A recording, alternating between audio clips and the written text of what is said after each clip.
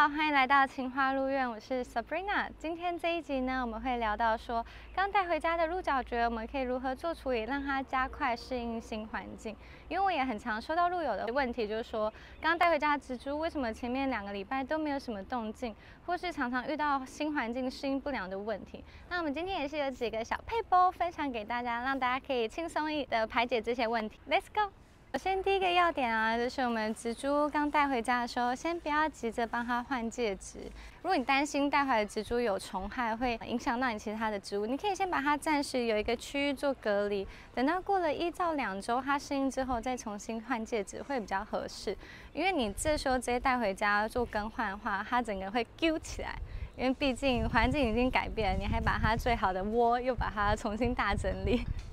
我觉得像是同样的道理。我们家的植株啊，在寄送出去的时候，为了以防它在运送过程中过度的摇晃，水它会变形，所以我们都一定会先包裹着静电膜。那大家收到的第一件事情，这个静电膜就可以直接拆除。像这个天气也不用特别包膜，我们主要让它透气通风就好。那我们刚才讲完了，就是介质跟包膜这2点之后呢，第3点就是施肥。施肥的话，就在你刚购买植株的前半个月，都先尽量避免施肥，让它做一个休养修复。等到确定稳定的话，我们再给它肥料会比较合适。那还有一点啊，就是如果你是刚购买已经现拆的侧芽，或是现在也蛮多鹿友们会购买进口植株，那这过程呢，他们都是会有稍微有点受伤，需要时间休养。所以回到家第一件事情也是千万不要急着上板，像是我们都会培养1到2个月，让它确定稳根发根，再上板，它的生长速度会快很多。因为像我们这边也有经验，就是之前会很急着刚买回来的植株，想要赶快绑上板。结果真的是2、3个月都没有动静，反而有点耐心放在入盆里面，等到它真的长稳了上板，哇，它速度就是快1.5倍。那接下来讲到光照啊，像是任何植株刚回来啊，我们都要减少它外在的刺激，因为它多少一定都有受伤。所以像我们的话，都一定会在前7到10天都是帮它们摆在比较阴凉处、弱光的地方。那再依照这个品种所需要的光线去做调整。那如果这个品种呢，它是需要高光的休养完后，不会一次帮它摆到 VIP 位置，而是一阶一阶的让它慢慢去适应。因为像是植物灯照下来啊，我们挂在墙壁上，它每一层收到的流明一定都会有很大的差异性，所以我们都会先从最低层的开始，大概8000，然后再慢慢的过了1周，移到第2层是1万多，再移到最高最亮的位置，大概落在15000左右的话，让它这样总共10层拉成3个礼拜，慢慢去一层一层的做适应，对它来讲生长速度也会有差别哦。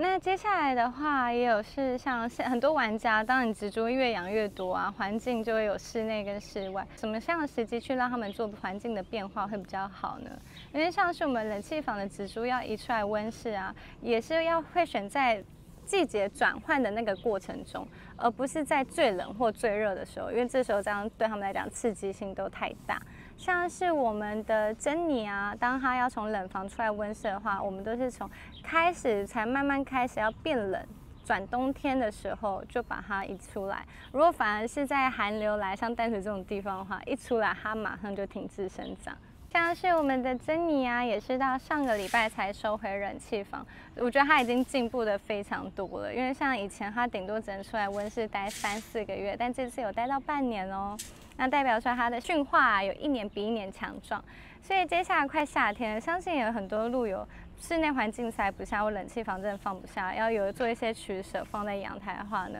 首先我们就是大概在这个时期就要慢慢让他们移出去外面适应环境咯。因为接下来6、7月开始变很热的时候，它马上出去就会马上热衰竭，没办法适应。那今天讲的论点啊，其实相对来讲是蛮简单的事情，但是也是蛮多人会疏忽掉的一点了。因为我知道爱植物的心都会惊奇说，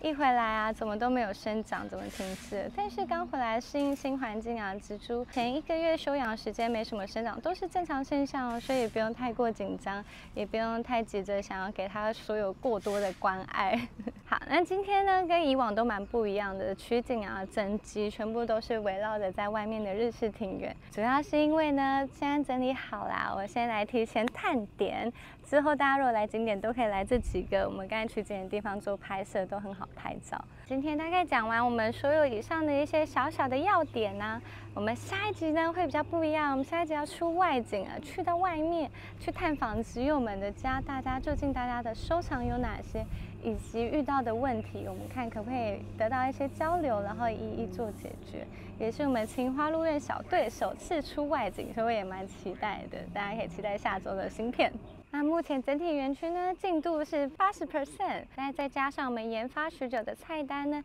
也快完成了，非常期待我们的菜色。那这些照片呢，也会陆续在我们 IG 上提前曝光，所以大家可以再稍等一下。